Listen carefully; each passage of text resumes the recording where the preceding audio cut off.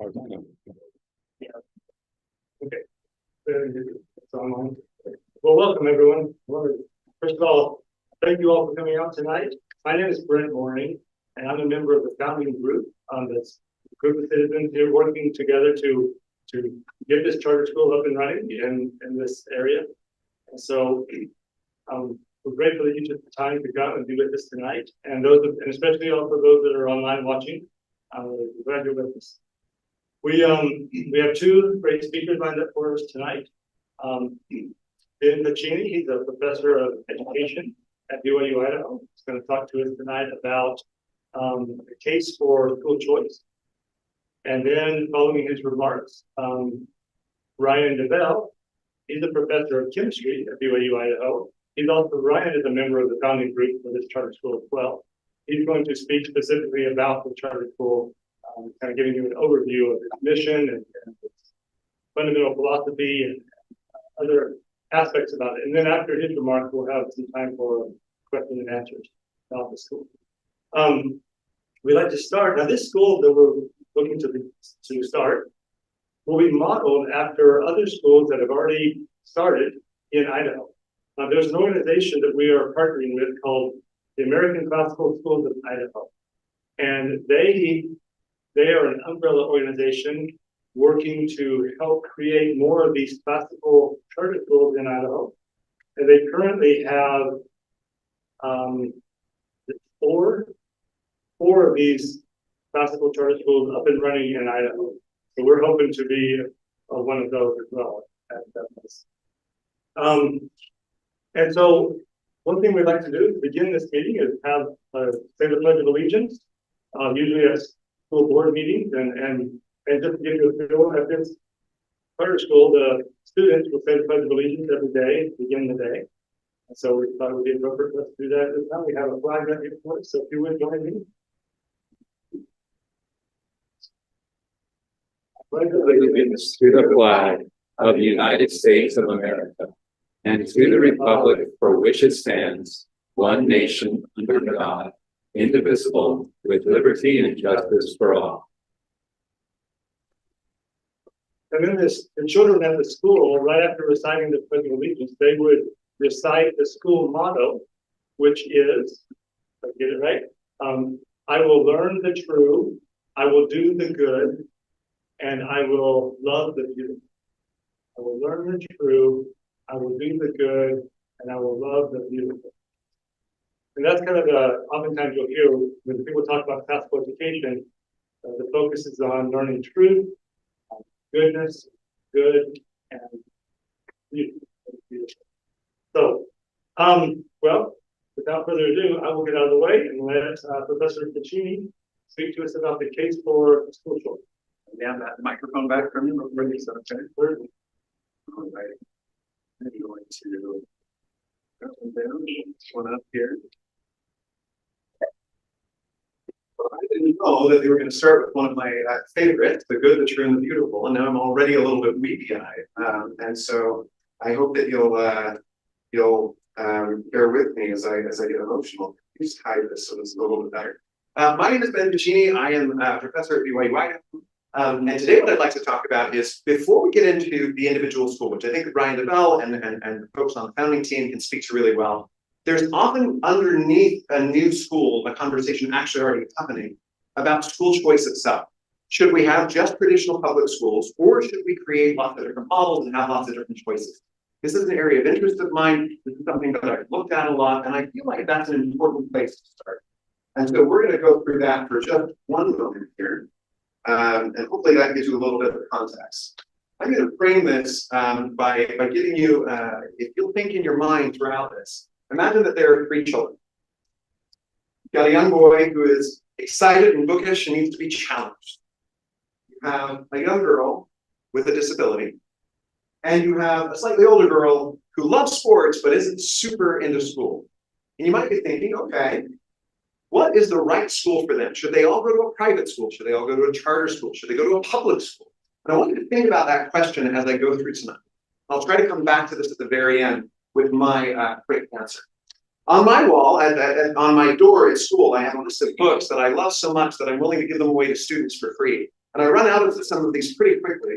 One of the ones that I really like is called The Beautiful Tree. The subtitle is A Personal Journey into How the World's Poorest People Are Educating Themselves. It's by a man who described himself as a bit of a hippie, a Fabian socialist when he starts, and then he goes to build schools overseas and immediately learns that taking the American school model and dropping it into other countries has probably made things a lot worse in a lot of those other countries, or at least has cost a whole lot of money for not very much good. It is a fabulous book. I recommend it to anybody who wants to read it. And I talked to some people, by the way, who are very skeptical of private schools about the international reform efforts. And I think that they said it very well. It is not the case that everybody is excited about private schools and choice of charter schools. What is the case is now today, everyone admits that school choice is a part of the solution. And that was once not the case. I love The Beautiful Tree, and I think it's great. And here's part of why I think this is so important. One of the things that I like to have my students do is say, what's the one thing in education you would change? And every once in a while, I get a really sharp student who will, at the end of the lecture, say, what's the one thing you would change? And that's always very, very sneaky of them. And so what I say is, I'll tell you the truth, that there was one policy. Because you think about it, do I want better teachers? Do I pay them more? Do I have more nature education? Do I have, and there's all of a sudden dozens of possible things you could do. But now I'm giving up. I'm doing one, but I can't do the other 15. I need the one that breaks the dam. I need the one that allows all of those other innovations to happen. And that one is school choice. It isn't the solution. It's the solution that paves the way for the rest of the solutions to come to fruition. Let's say that you want teachers to be paid more. Great. Let's get away from big district contracts that require every single teacher to be paid the same. Let's allow some schools to pay more and some schools to pay less. And what you will find very quickly is that you will have a variation, and people, teachers and students and families will all choose what makes the most sense for them. What I am about is not the school type. What I am about is the system. So I'm going to give a very short philosophical introduction here. A man named Friedrich Hayek explained this very simply. I'm going to give one of my favorite analogies. The analogy of this. Has anybody ever seen something like this?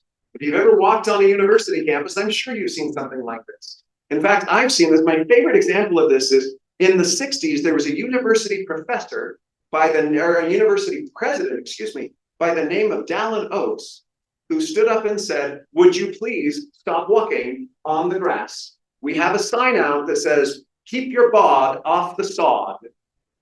And you can hear him say this. This is on YouTube. It's very entertaining. People like to cut their own health. Cost a lot of money to replace all of that grass. Well, Friedrich Hayek made this observation. Maybe instead of doing this, where we cut the paths ourselves and assume that they're right, what if we don't cut any paths, see where people walk, and then make the paths right there? Because as it turns out, people are really efficient. They make really good decisions when they have all the information.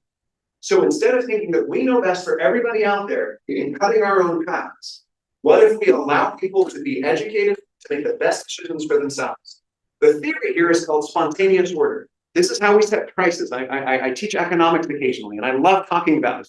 My students can't conceive of this idea. So who sets the price? That's the fun part. Nobody does. You go and you buy something, somebody else sells something, and there's an equilibrium price. And it's 1,000 actors and 1,000 sellers and 1,000 buyers, and there's not one central planning board. If you get nothing else of what I say tonight, I hope you get this. The individual wisdom of thousands of people is always superior to even the smartest, well-intentioned central planner. And what I say when I talk about school choice is that it doesn't matter how many signs you put up, the reason they are crossing the path and ruining the grass is precisely because they have found something that works better for them. Maybe there's a way that we can cut that path instead. I had to put Hayek up there as a little homage there, right? Fancy little mustache. Now, I think this applies to us too. Some of you might recognize this. Anybody know where that is? Where is that? Anybody? It is Roland's. Yeah, I love that place. Okay, what about this one? This one's a little less hard to guess. This is the Walmart, right? This is a news article about how excited people were when a Walmart was opening. How do you think Roland's felt when Walmart was opening? Interesting, right? Well, let's ask an even more pertinent question. How do all of you feel about this one coming? As it turns out, we all have an intuition that more choices are good. Does that mean you don't love Roland's? How dare you oppose Roland by supporting Winco? How dare you support Walmart instead of Roland? Nobody talks like that. I go to Walmart half the time. I go to Roland's half the time. And when Winco gets here, it's going to be about a third, a third, and a third, depending on what I need and how close I am. All of these make me better off. More choices are good for me, and they are good for you, and they are, by the way, good for the workers too. Because if they're getting a raw deal of one, they go to the other. That is better for everybody involved. And this basic idea that choices are good is probably the best thesis I have to offer for tonight's talk. Let's get into one last thing before I get too far. My kids go to Madison District Schools. We have been treated so well. We have been treated to teachers who love my kids, who are trying to do their very best by our kids. I hope that nothing that I say tonight could be in any way distorted to say that I don't think well of my Madison County school friends. We have partnerships with them in the education department. I think they are doing great work. Rather, I hope that what you hear is that choice benefits everyone. Yes, surprisingly, even Roland's. Even the public school districts are going to benefit from a charter school. And I'm going to lay that case out here over the next few minutes. I would not advocate for this if I believed that it would harm some in order to help some others. I do not believe in robbing Peter to pay Paul. Rather, I think that Peter and Paul will both be made better off in a regime of choice. In fact, I think I can even make the case that Madison might be made quite better off by everything that we are proposing here tonight. And let's see if I can make that. Last thing I need to say on this, I am faculty at BYU Idaho. This in no way represents the consensus view among BYU Idaho professors. To the contrary, I know several who would say, oh, that Pacini is wrong about it. And that's great. And I know people who would say, oh, you need to go to your public school. Fantastic. Here's what I can say. BYU Idaho encourages us to be active members in our communities, to disagree well, but to disagree, and to have conversations, and to be good citizens, to stand up and try to make the world a little bit better. And it is in that context that I am here tonight.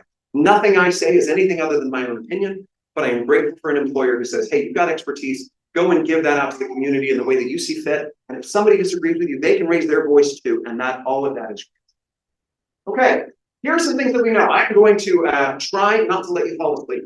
I am going to very quickly review some of the research on choice. It is scintillating, I assure you. At least I find it that way. So here is the shocking finding behind choice. The shocking finding behind choice is it's mostly a snooze. There's not a lot that is exciting about school choice research.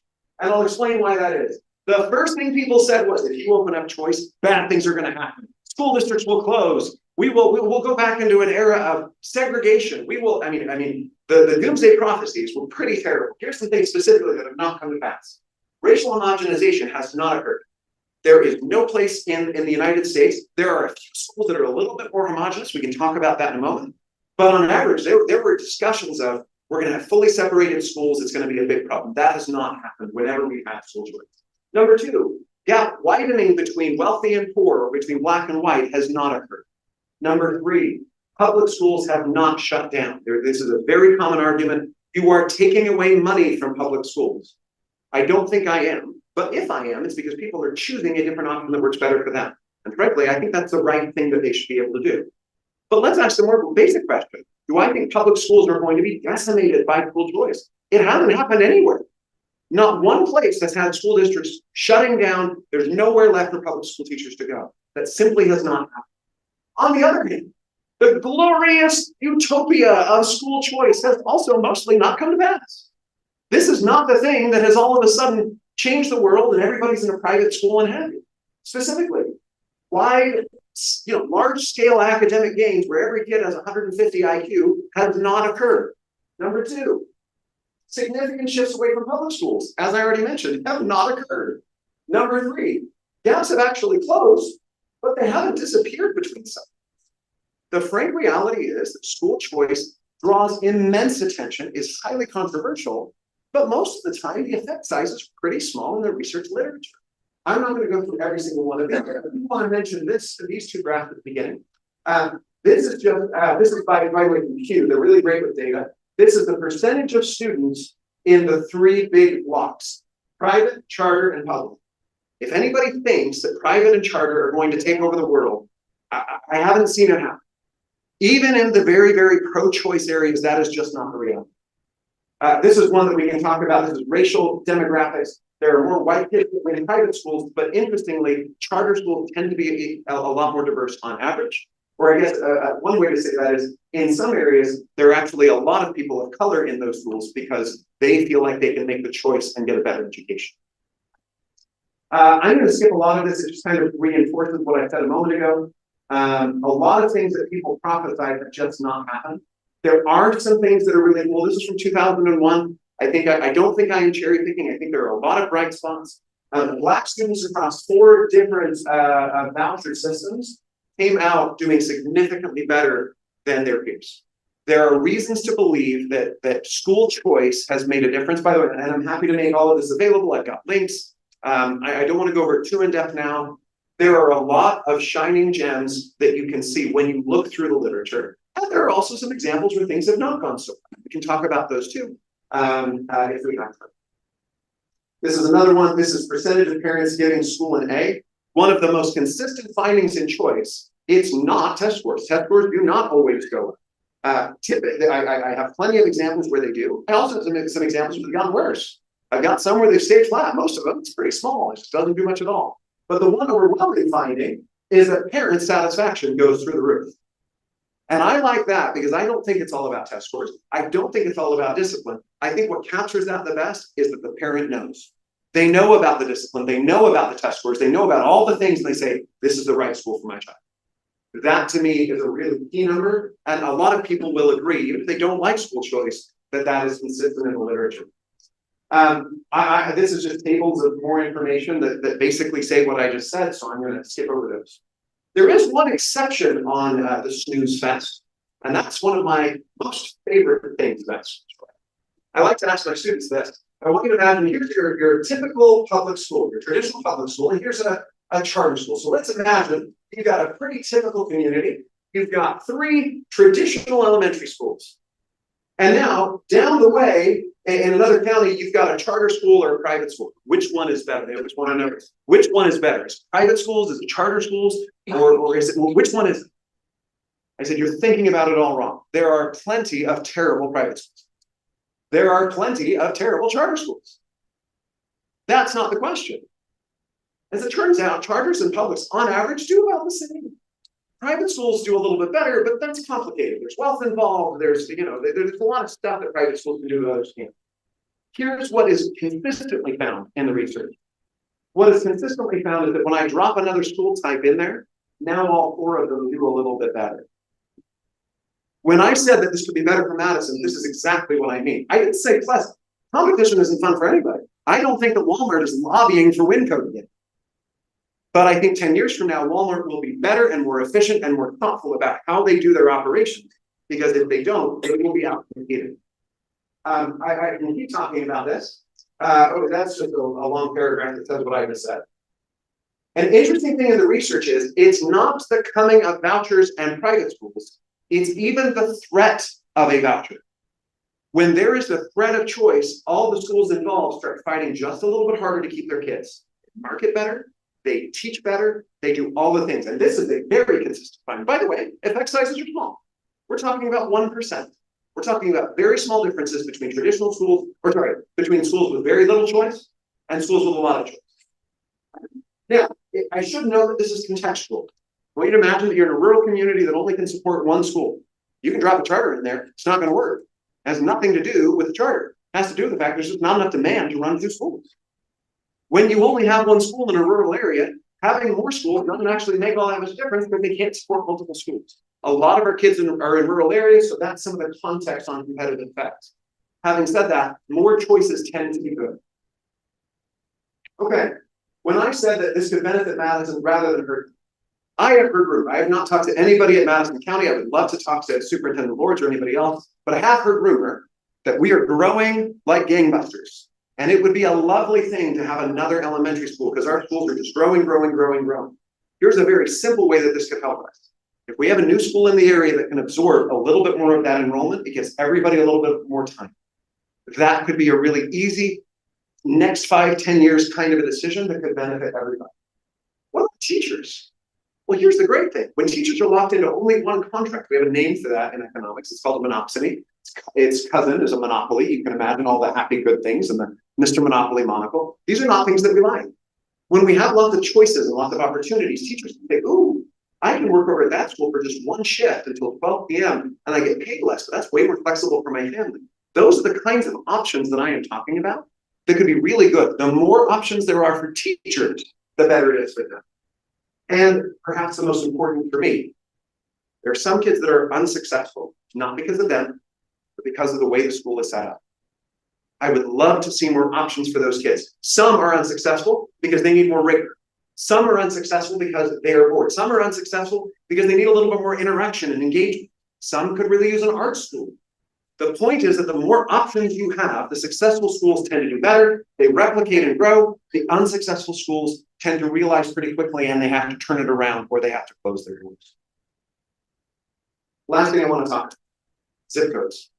And I think I've got about 3 more minutes, so I'll try and wrap up quick. About 5, okay. I want to talk about zip codes. This is where, to me, it becomes a justice and equity issue. I am careful to invoke that because I think people sometimes use that for political ends in ways that we've got to be careful about. My background is I taught in Baltimore City for 6 years, and then I was an assistant principal in Washington, D.C. for 4. The school that I worked at that is by far the whitest is BYU, if I can say it that way. I love BYU. I love my schools in Baltimore. I love my schools in DC. And one of the things that I always had a hard time with is you would see a school that had been failing for generations for 40, 50 years. And they were still open and they were still taking enrollments and very little had changed over time. There are a number of economists who have found that zip codes, unfortunately, have become destiny in some way. That if we know where you're born, that actually tracks with your life outcome in terms of career and a lot of other stuff. I'm here to say that it doesn't have to be that way. When you think about zip code, what is that proxy for? What's the proxy for a lot of stuff is it turns out we tend to live with people or near people that are like us. So we segregate on our own in terms of race or religion or other things. But one of the best examples, of course, is the zip codes determine where we go to school.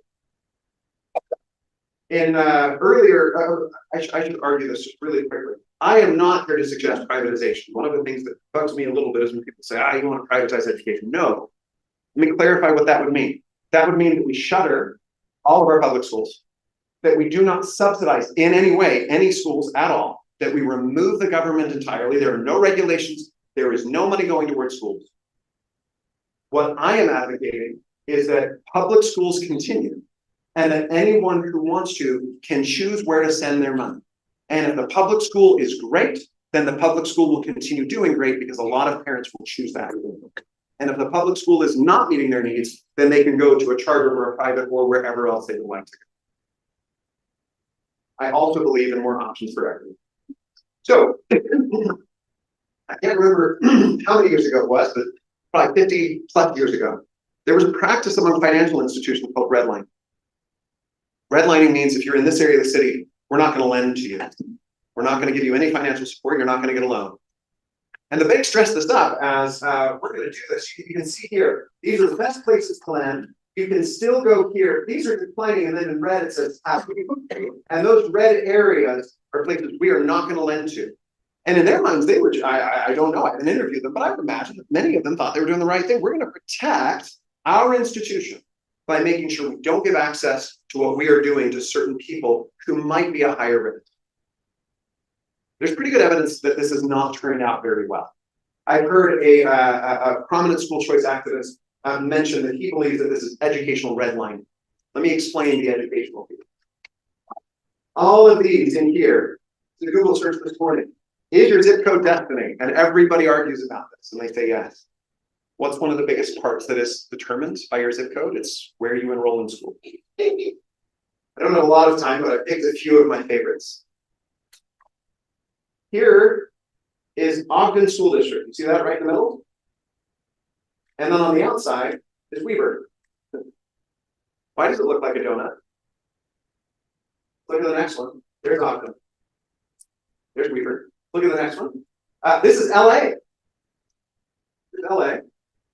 See the donut? What's the donut hole? Actually, in this one, it's almost reversed. That is Beverly Hills Unified School District. Yes, it is. Yeah, that's it. Okay, let's look at the next one. It's Cache County. You a donut? And there's Logan. Logan is a different school district in Cache County. And you see this over and over and over again. And the premise of public schools is we serve all. We take all comers, except that if you're from certain zip codes, we'll put you in a different district.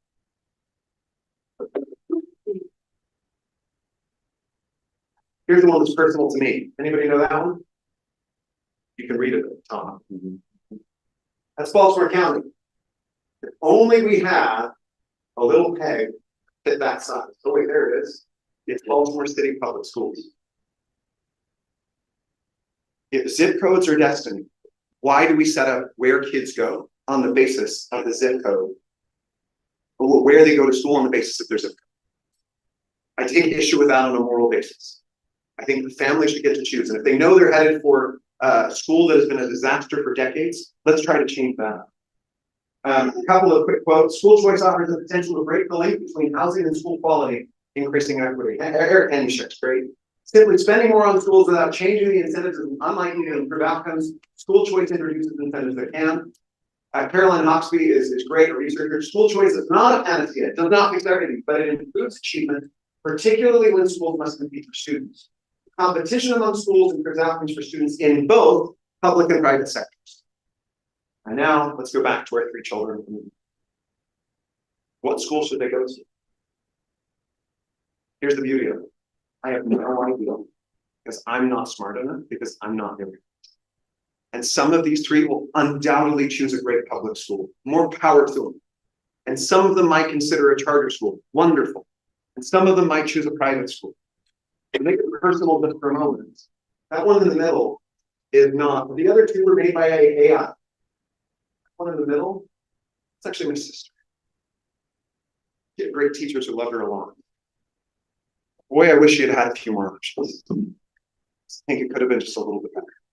Happy to answer questions afterwards. Thank you all for listening, and I will turn it over to Ray. So you might wonder why we had Ben. Presenting mode. Ben's not necessarily. Presenting mode showing. It should fix itself.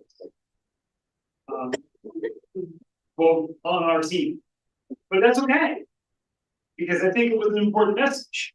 And what we hope to do here is probably try and, as Ben was saying, add something to the conversation, so that we can consider things that might be good for your child, whatever might work best for your situation. So what I want to introduce here is an idea of practical education. And that word has a lot of meanings, so we'll try and slow that down a little bit better. But part of it, I should actually, before I get to the rest of it, I'm going to kind of do what Ben did, give my little disclaimer. Mention that the ideas I have are my ideas. They are not the ideas of my employer, which happens to also be Ben's employer. They aren't necessarily the ideas of American Classical Schools of Idaho. We hope to partner with, and we'll talk a little bit about that later. And in fact, they might even represent the rest of my group. Okay, they're my ideas, all right? Fair enough? Okay, let's go. So, we'll mention these folks briefly here. American Classical Schools of Idaho has been, Brent was mentioning earlier, is a building budding network of this type of school that we're going to talk about. They currently have one school that's been up for about 6 years in Treasure Valley, one that starts this fall in Eagle, near Boise, and then 2 that are starting in 2026. And then we hope to be on the list in 2028. So that's kind of, if you want a timeline, that's kind of the whole thing. We'll talk more about that at the end. So yes, we're aligned with American Classical Schools of Idaho. We've become a formal member of that group once we've met their application requirements. That's something that we'll talk about again when we get to the end. But first, kind of introduce what we mean by this whole thing. Why? I think, you know, a lot of people, when they start talking about a new school, they start asking, great, what are you going to teach? I think we need to back up. Why are we going to teach it? I think that's really what we ought to ask first. So I turn to, if you go to ACSI's website, find a lot of nice things there. And there's something here that we kind of agree with the mission statement. I'll take it to this part. What's the vision of building a classical school? to form future citizens who uphold the ideals of our country's founding and promote the continuation of American government through a classical great books curriculum. Now, what that means, we'll get into. So that's what we're trying to accomplish. Now, what is that for? That's designed. The purpose of doing that great books curriculum and focusing on the American founding is to engage the student in the highest matters and deepest questions of truth, justice, virtue, and beauty. Okay. We mentioned here that the school slogan was, or the school pledge, it's given in the mornings after the Pledge of Allegiance.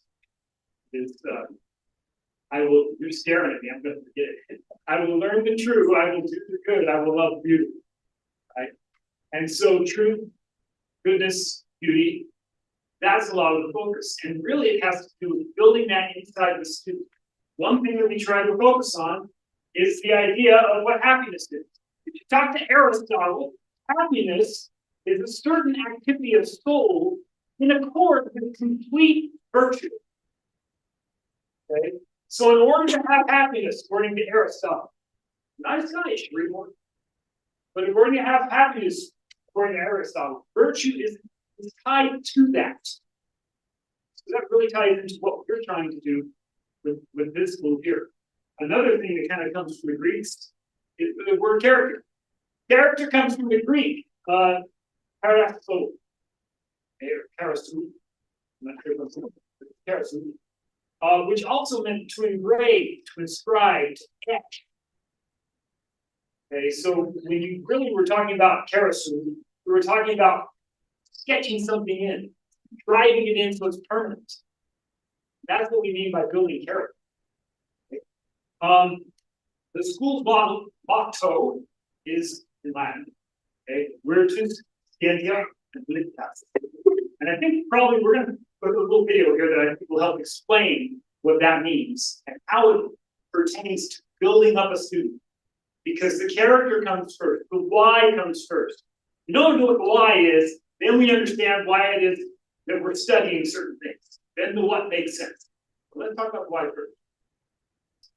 Okay, now the what is coming, but before the why, after the why, I think actually comes the how. Okay, and a good thing that helps describe what I want to get into is something called 10 key characteristics of a classical school, classical education. You can find this on ACSI's website. Probably the easiest way to find it is Google American Classical Schools. It's ACS-ID.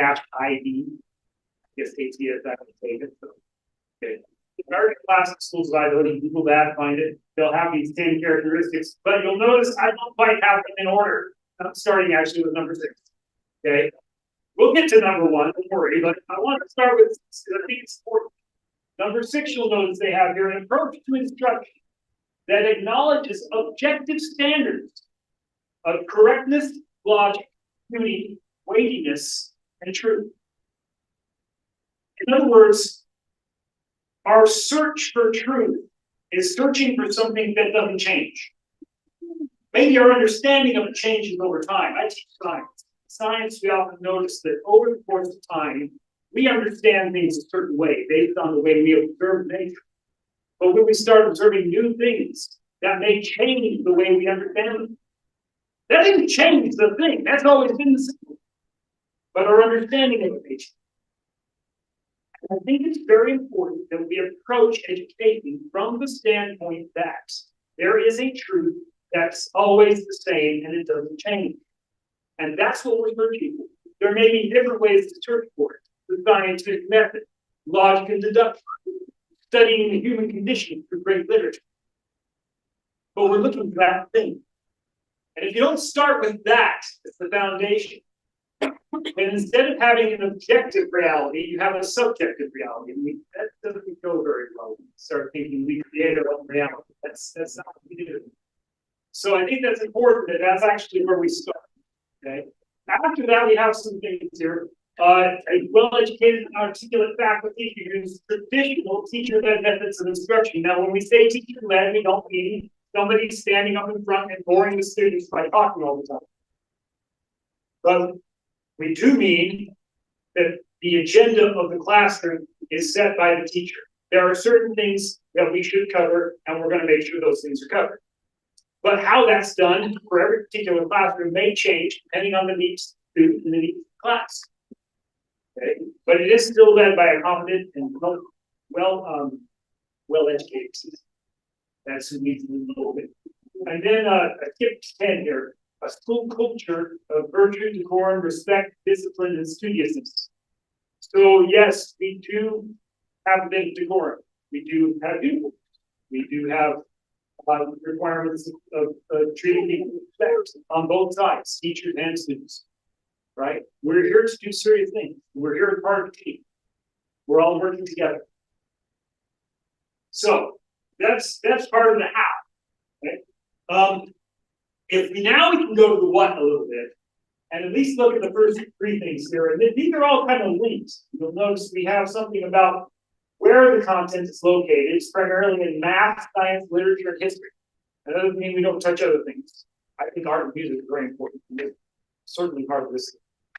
But math, science, literature, and history kind of make the core, and then we build things around that. All of these things kind of focus on that truth we were talking about. How do we approach it?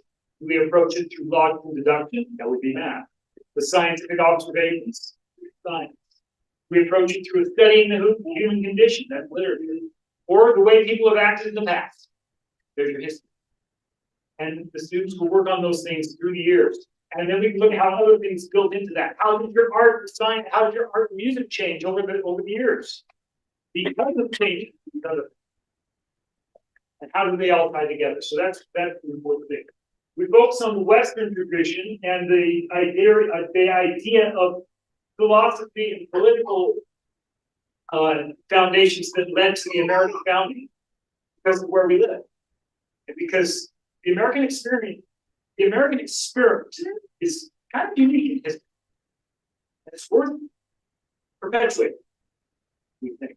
And so that becomes an important focus of the class.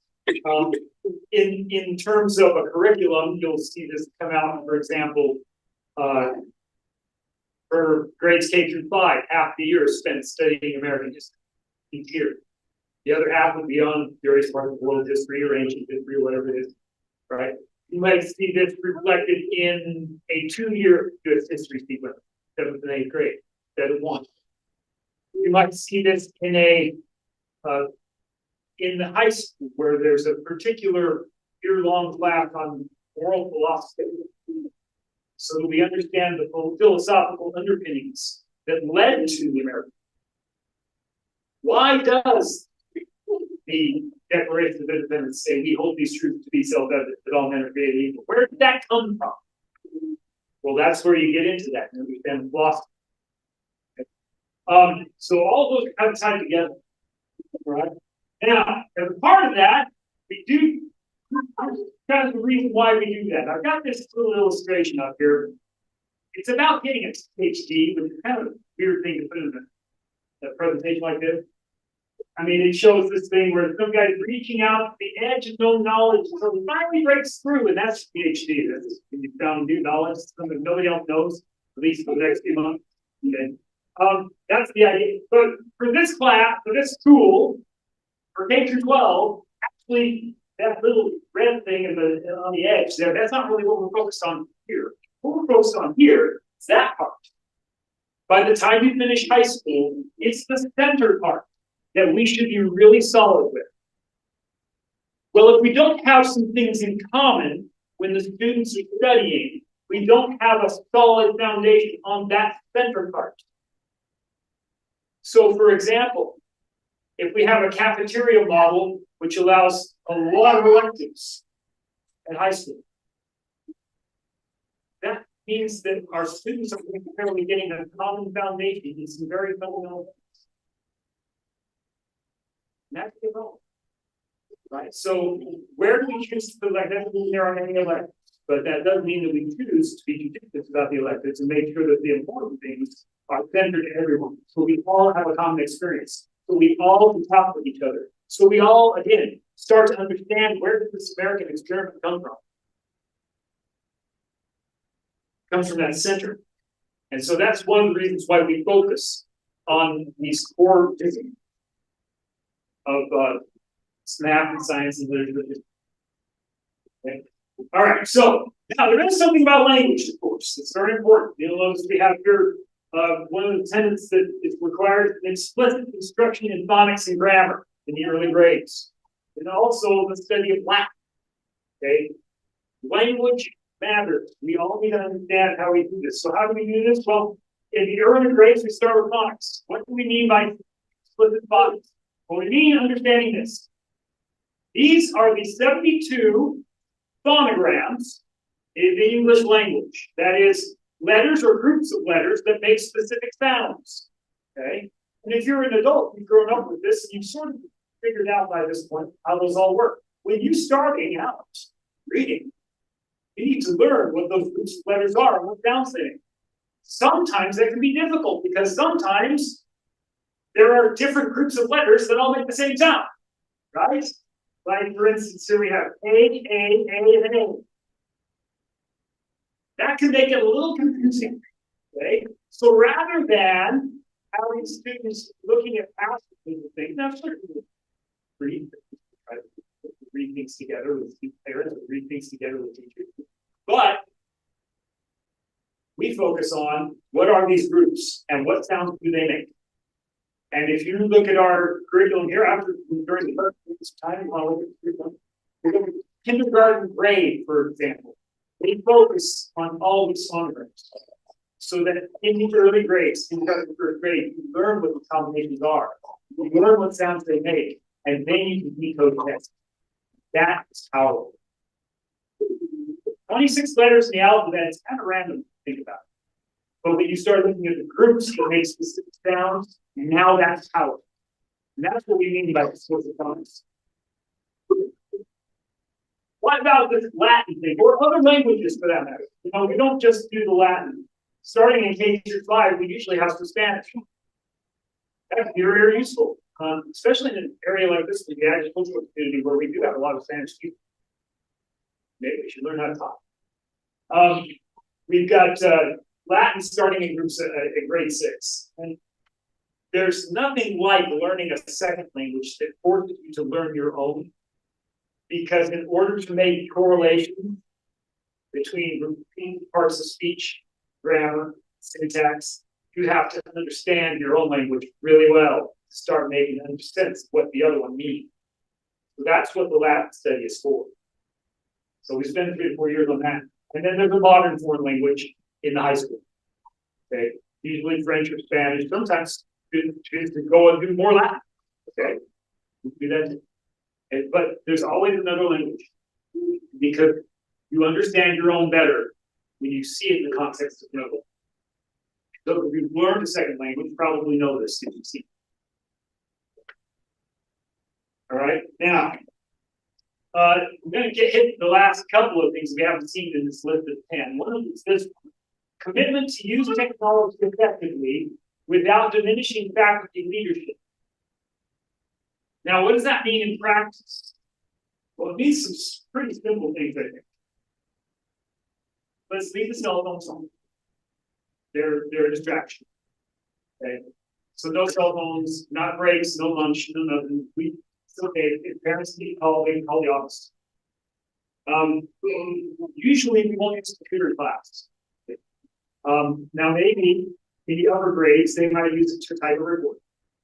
Okay. We might use it to search for information to do some research. But oftentimes the discussions in class don't require that. They require us using brain power and not electrical power. Okay. And then usually we try to avoid calculators. Well, math is primarily about logic. It's not about getting the right number. So we focus on that.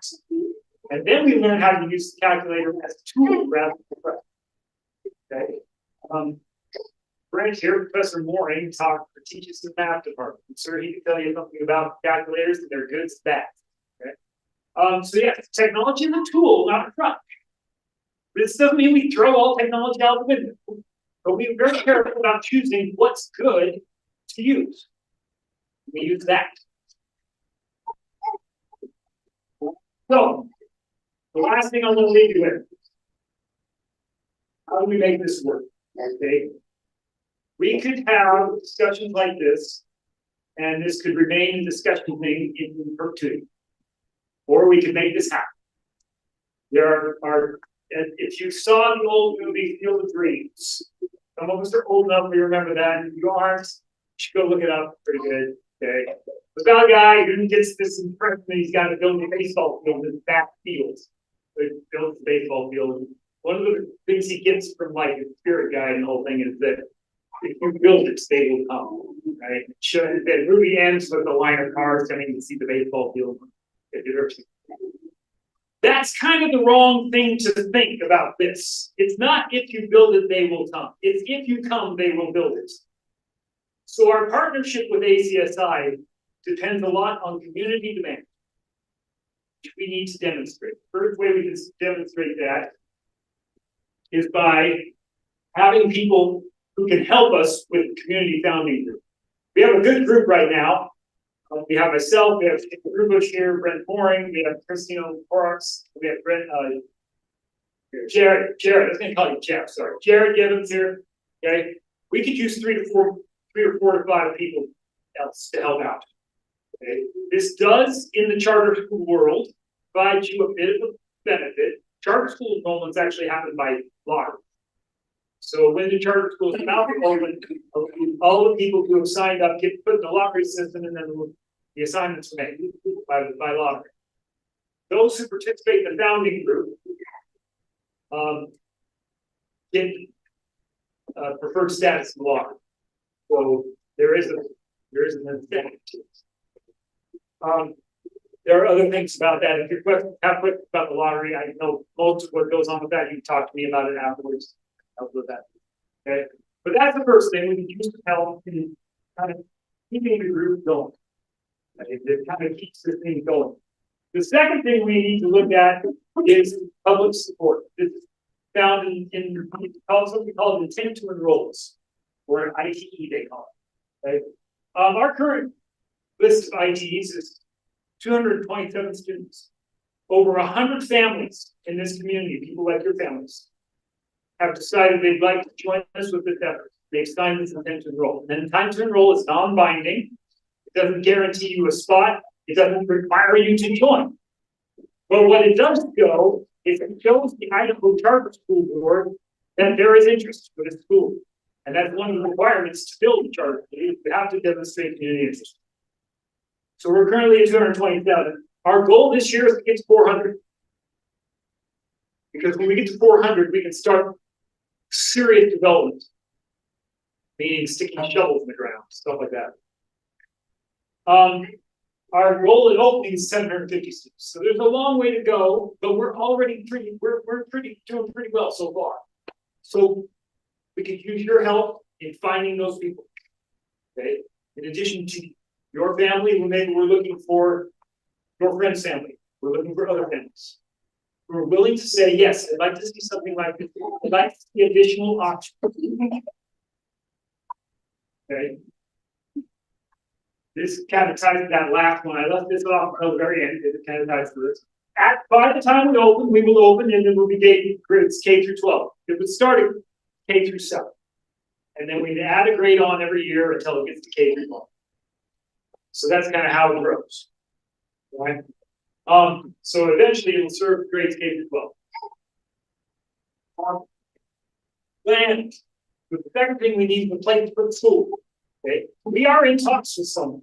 We're not in a place where we can announce anything, but we are very hopeful that it's going to find through. But we can be all hopeful. We should also plan for being not so hopeful. So we are looking for backup site. If we're familiar with development area, if you're familiar with people who are building, if you're familiar with people who have land, we'd love to talk to them. Okay, so I'm talking to everybody here, and I'm talking to everybody on that camera right there that I'm talking to.